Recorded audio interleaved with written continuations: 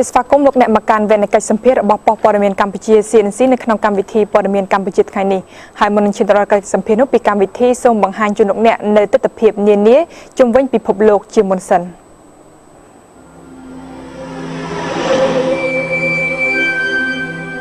ទេសកជនជាទីគោរពសម្រាប់ទស្សនវិជ្ជាជាដំបូងនេះគឺស្ថិតនៅក្នុងប្រទេសចិនទីក្រុងម៉ាកាវ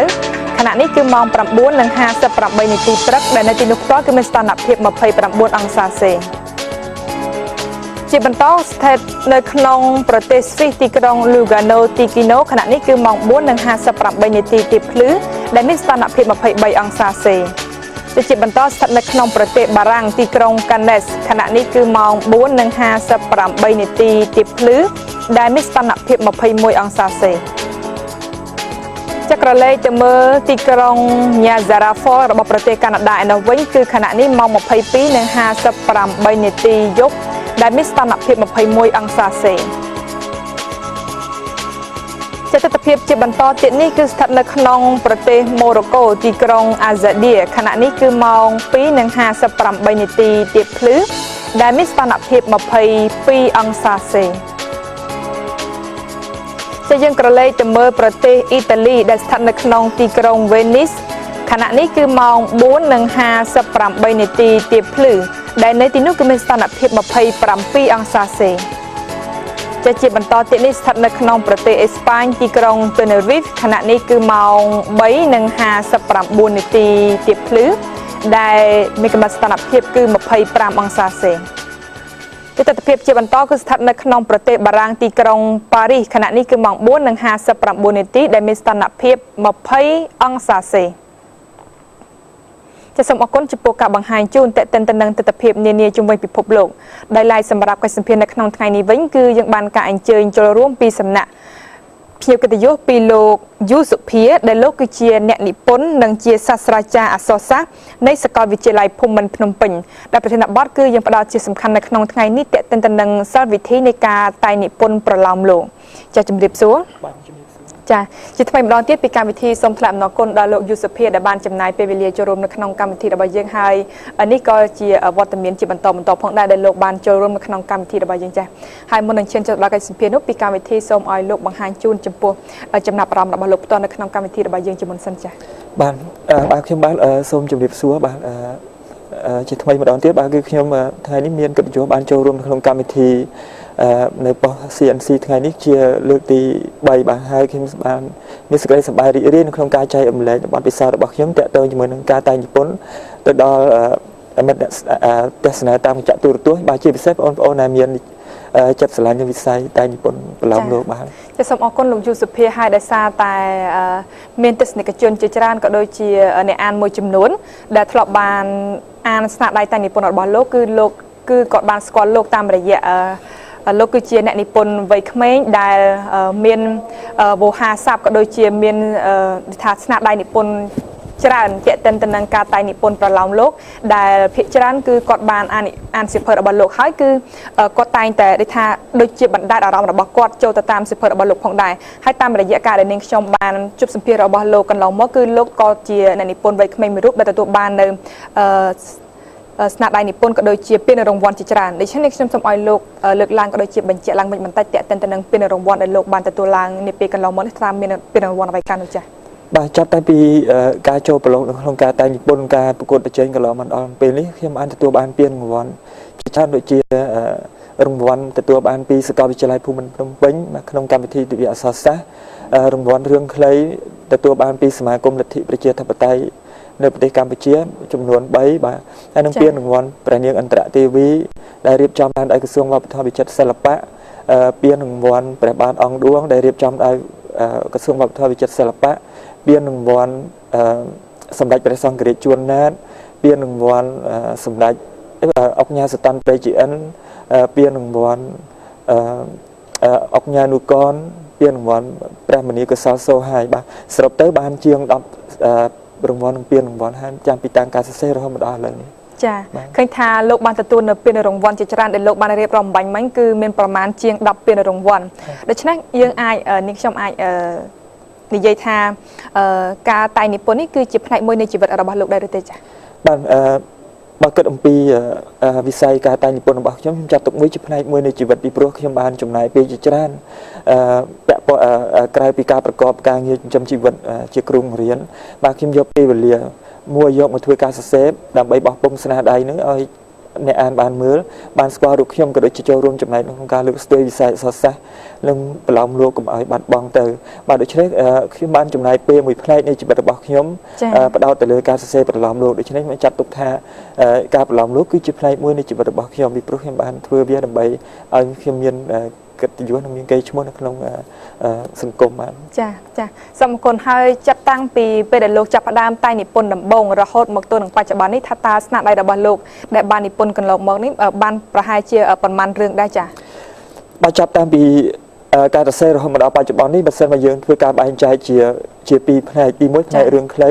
បាទទី2ផ្នែកប្រឡំលោកបាទចំពោះរឿងខ្លីខ្ញុំនិពន្ធបានប្រហែលជាជិត50រឿងបាទ50រឿងដល់ពេលប្រឡំលោកប្រហែលជាង10រឿងបាទដែលក្នុងនោះមានរឿងមួយចំនួន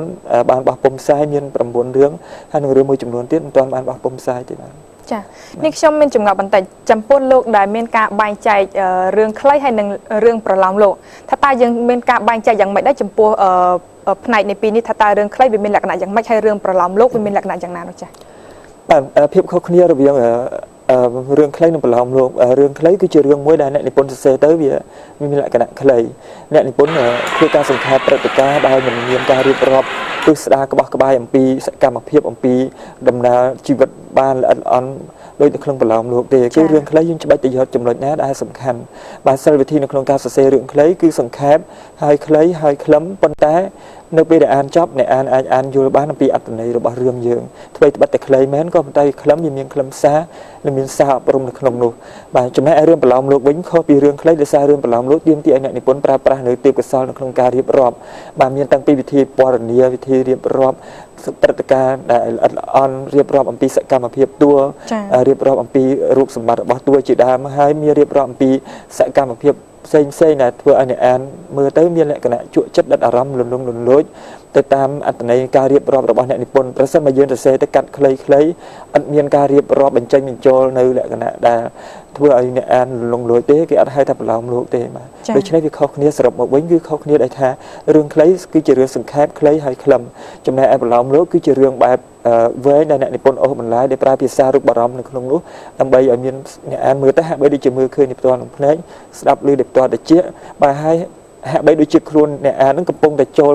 ប្រឡូកនៅក្នុងសាច់រឿងតែម្ដងបាទចាឲ្យតាមរយៈសិលវិធីនៃការតែងនិពន្ធប្រឡំលោករបស់លោកកន្លងមកថាតើសម្រាប់ការនិពន្ធប្រឡំលោកនោះគឺជាប្រភេទរឿងបែបមនោសញ្ចេតនាឬក៏យ៉ាងណាដែរចាបាទភាគច្រើនដែលខ្ញុំសរសេរកន្លងមកគឺជារឿងបែបមនោសញ្ចេតនាបាទដែលខ្ញុំសរសេរទៅគឺតម្រូវទៅតាមទីផ្សារដែលអ្នកអានចូលចិត្តពីព្រោះអ្នកអានមួយភាគធំចូលចិត្តរឿងបែបមនោសញ្ចេតនាស្នេហាមានការកាច់កងគ្នាក៏ប៉ុន្តែមានការអប់រំប្រសិនមកយើងសរសេររឿងដែលមានលក្ខណៈស៊ីជម្រៅអំពីសង្គមមានលក្ខណៈជាប្រវត្តិសាស្ត្រឬមានលក្ខណៈជាទស្សនវិជ្ជាស្មុគស្មាញអ្នកអានអត់សូវចូលចិត្តទេហើយអត់មានទីផ្សារលក់ទៀតបាទដូច្នេះគឺខ្ញុំផ្ដោតទៅលើរឿងមនោសញ្ចេតនាច្រើនចាហើយនៅក្នុងសៀវភៅរបស់លោកផ្ទាល់ថាតើមានការក្រៅពីអក្សរដែលយើងសរសេរជាលក្ខណៈសាច់រឿងនោះថាតើមានការបង្ហាញជូនក៏ដូចជាមានរូបភាពអីលាយខ្លះដែរទេចាបាទភាគច្រើននៅក្នុងប្រឡំលោកខ្ញុំក៏បើជាប្រឡំលោករបស់អ្នកនិពន្ធទូទៅបាទភាគច្រើននៅក្នុងសាច់សៀវភៅគឺអត់មានគូរូបដាក់នៅក្នុងទេបាទដោយសារតែរឿងប្រឡំលោកហើយមានតែគម្របនៅខាងមុខបាទរឿងរបស់យើងដាក់នៅខាងមុខទៅជារូបភាពហ្នឹងវាក្តោបទៅលើសាច់រឿងហ្នឹងទាំងមូលបាទតែគេអាចមើលទៅរូបភាពហ្នឹងវាអាចឆ្លុះបញ្ចាំងផ្នែកណាមួយនៃរឿងប៉ុន្តែមានលក្ខណៈរួមបាទដូច្នេះហើយនៅក្នុងសាច់សៀវភៅក្របសន្លឹកផ្សេងៗទៀតអត់មានរូបភាពទេដោយសារតែអីដោយសារតែយើងកម្រិតគិតថាការអ្នកអានប្រឡំលោកហ្នឹងភាគច្រើនគឺជាអ្នកដែលចាប់ពីមានវ័យជាង10ឆ្នាំឡើងទៅ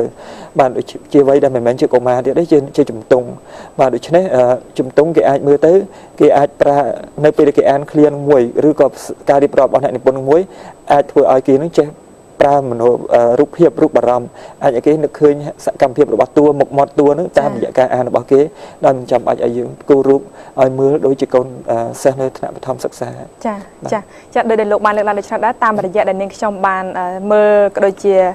អានសៀវភៅកន្លងមកគឺសម្រាប់សៀវភៅដែលគេ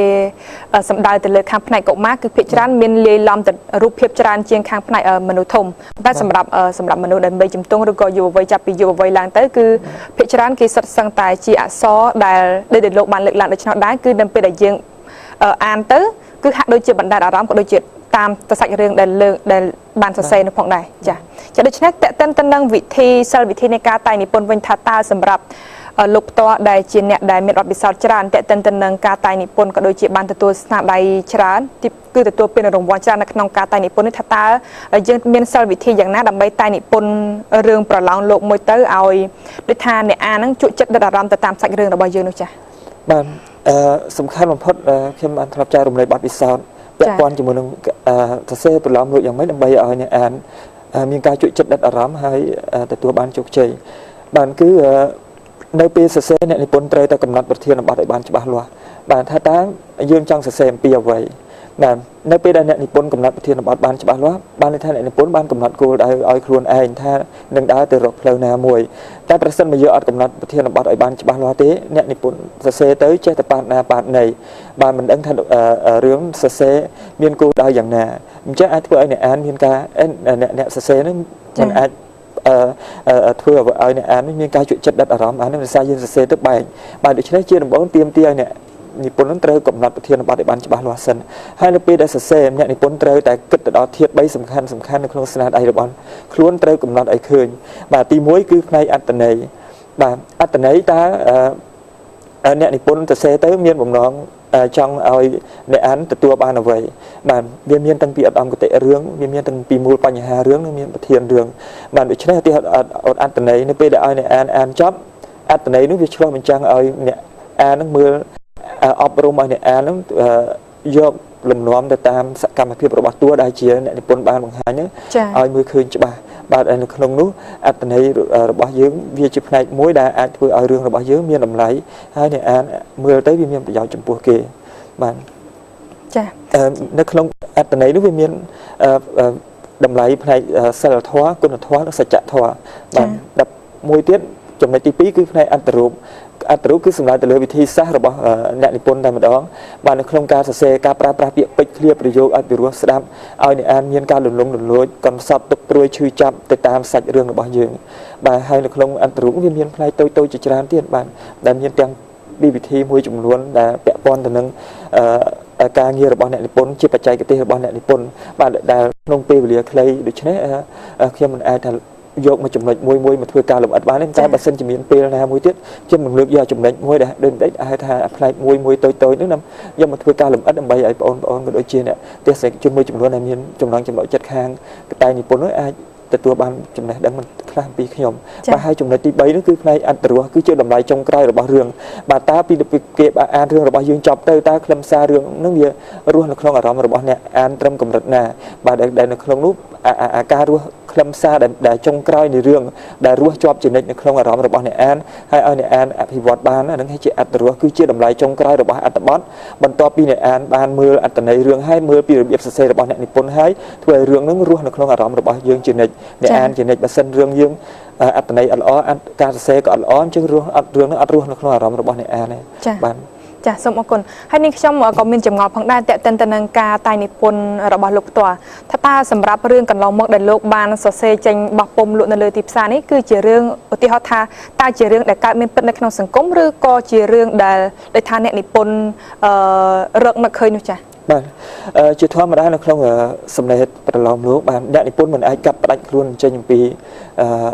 សង្គមបានហើយទៅរករឿងណាថ្មីដែលអត់មាននៅក្នុងសង្គមនោះទេហើយជាអ្នកនិពន្ធក៏មិនអាចយករឿងពិតយកមកសរសេរបញ្ចូលទាំងដល់បានដែរគឺវាមានការតាក់ទងគ្នាទៅវិញទៅមកអ្នកនិពន្ធយកសាច់រឿងរបស់អ្នកនេះបន្តិចបាទអ្នកនោះបន្តិចបាទយកមកគុំបញ្ចូលគ្នាបាទដើម្បីធ្វើការបង្ហាញឲ្យអ្នកអានមើល tới khơi thà rương nắng cứ chờ rương đã miên bất là không sừng cùng có bàn tay vì mình men chờ rương sạch rương rồi bằng bọc cô na môi sạch sạch tê và được chết tại chờ được bằng mình mà là không sạch rương dương mà đúng nâng cài thì họ miên này chật ra dưới miên này đi mà chân cài mền hay niềng nắng miên mà đã hay bốc chia nè miên rồi có niềng nắng riêng mình hàng chỉ lại nè té nó không chỉ vật bất mền té bị miên trắng em té viên miên mua nắng vì anh mình mua nó hay viên miên đẹp cái nào trong này đại dương lược vô mà nó viên bằng hai đại miên bất không sừng cùng mền có bàn tay mình chỉ riêng sạch xa được bằng cô lần té bàn tay chỉ riêng muối đại chip này muối đại nẹn con bách vô pin nẹn đi bàn tay nẹn nu bàn tay vô mà cùng mình cho cái này bảy bằng cá ban đi chỉ sạch riêng muối đại anh mưa hái khơi hà vì chỉ riêng miên bất không sừng cố hái trời ban vô mà sạch sẽ có bàn tay mình bẹ con như mình bọc cô na muối téจ้ะจิตทอมได้ทัตตาโลกจำนายเประยะเปประมาณอันในขนมกาไตนิปนเสียเพอเรื่องประลอมโลกมวยไทยจับจิตสถาบันทัตตาตรีจำนายระยะเปประมาณอะไรจ้ะบ้านขนมกาเสียสนาได้มวยได้ซาแต่ยืมมันประดับแต่เรือการดีไซน์ไตนิปนในมวยเต้คือยืมยังการเงียบเซนเตียดเจียจิบរបស់យើងជាគ្រូបង្រៀនហើយនឹងមានមុខរបរផ្សេងទៀតបាទដូច្នេះនៅក្នុងការសរសេរប្រឡំលោកមួយវាទាមទារចាំបាច់ឲ្យយើងមានពេលវេលាបាទប្រសិនបើយើងមានពេលវេលានៅក្នុងការសរសេរដោយមិនធ្វើអីទាំងអស់បាទយើងបដោតទៅលើការសរសេរមួយគឺចំណាយប្រហែលរយៈពេល2សប្តាហ៍បាទ2សប្តាហ៍នឹងបានមួយរឿងហើយបើសិនជាយើងអត់ធ្វើអីផ្សេងទៀតចាដូច្នេះមានន័យថាបើសិនជាយើងការងារផ្ដោតតែទៅលើការតែនិពន្ធតែមួយគត់គឺសម្រាប់លោកផ្ទាល់គឺចំណាយពេលរយៈពេល2សប្តាហ៍នឹងនិពន្ធបានរឿងមួយចាចឹងលោកយុសុភិដោយសារតែពេលវេលារបស់យើងចិត្តឈានចូលមកដល់ទីបញ្ចប់ហើយនេះខ្ញុំមានសំណួរចុងក្រោយមួយទៀតតេតិនទៅនឹងការប្រឈមរបស់អ្នកនិពន្ធផ្ទាល់ថាតើនៅពេលបច្ចុប្បន្ននេះអ្នកនិពន្ធប្រឈមទៅនឹងការលំបាកឬក៏បញ្ហាយ៉ាងណាខ្លះដែរក៏ដូចជាថាតើលោកនឹងមានសំណូមពរអ្វីជូនទៅដល់ប្រិយមិត្តអ្នកអានរបស់លោកនោះចា